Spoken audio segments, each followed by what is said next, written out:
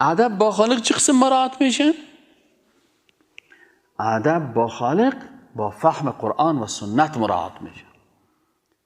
اما اگر من نظر شخصی خدا بتم، او نظر شخصی خدا بته، او نظر شخصی خدا بته، با نظریات و گفته های مردم ادب با خالق از بین میره. چرا؟ بعضی اوقات چیزهایی است که ما و شما او را ادب فکر میکنیم او بی‌ادبی است. بعضی کسا هست میگه والله ما عاشق خدا هستم، خدا عاشق ما هست. استغفر الله، نعوذ بالله. این بیچاره میگه به نظر من چی مشکل داره عاشق و معشوقی گفتم، در حالی که علمای عقیده میگن که برادر عزیز،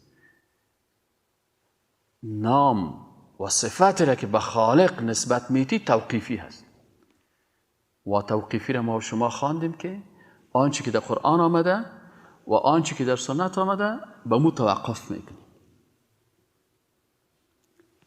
نه بالا میریم نه پایان. ما حق نداریم که در اسماء الله الحسنا عاشق و معشوق نیست، خمار نیست.